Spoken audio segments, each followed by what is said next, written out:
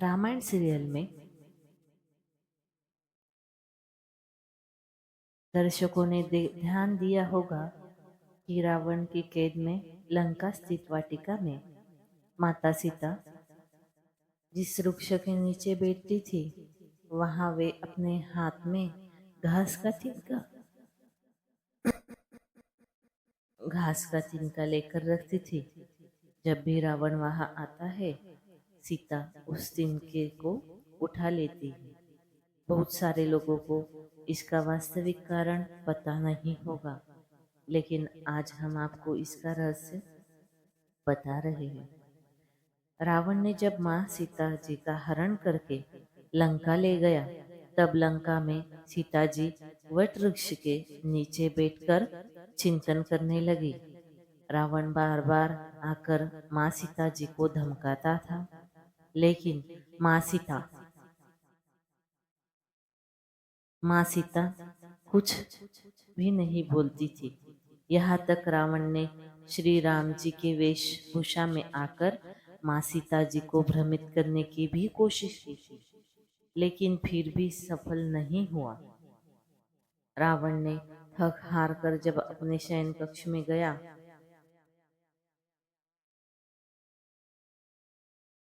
तो मंदोदरी ने उससे कहा कि आप तो राम का वेश धर कर गए थे, फिर क्या हुआ? रावण बोला, जब मैं राम का रूप लेकर सीता के समक्ष गया, तो सीता मुझे नजर ही नहीं आ रही थी।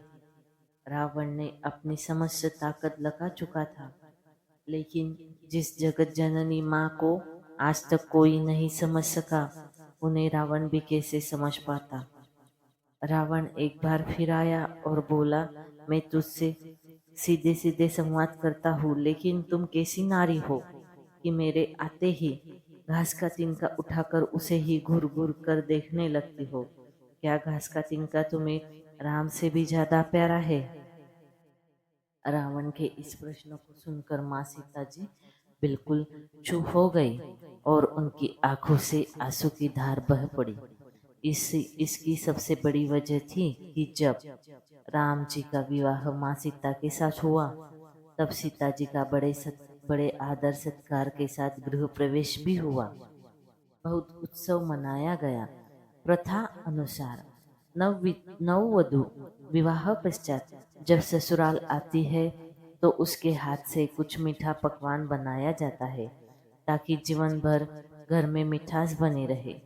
इसलिए माँ सीता जी ने उस दिन अपने हाथों से घर पर खीर बनाई और समस्त परिवार, राजा दशरथ तथा तीनों रानियों सहित चारों भाइयों और ऋषि संत भी भोजन पर आमंत्रित थे।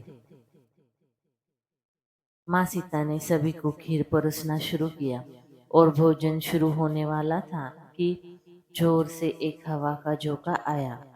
सभी ने अपनी अपनी पत्तली संभाली। सीता जी बड़े गौर से सब देख रही थी। ठीक उसी समय राजा दशरथ जी की खीर पर एक छोटा सा घास का तिनका गिर गया, जिसे माँ सीता जी ने देख लिया, लेकिन अब खीर में हाथ कैसे डाले, ये प्रश्न आ गया। माँ सीता जी ने दूर से ही उस तिनके को घूर कर देखा। वो जलकर राख की एक छोटी सी बिंदु बनकर रह गया। सीता जी ने सोचा, अच्छा हुआ किसी ने नहीं देखा। लेकिन राजा दशरथ माँ सीता जी का इस चमत्कार को देख रहे थे। फिर भी दशरथ जी चुप रहे और अपने कक्ष पहुंचकर माँ सीता जी को बुलाया। फिर उन्होंने सीता जी से कहा, मैंने आज भोजन के समय आपके चमत्कार को देख लिया था। आप साक्षात जगत जननी स्वरूपा है।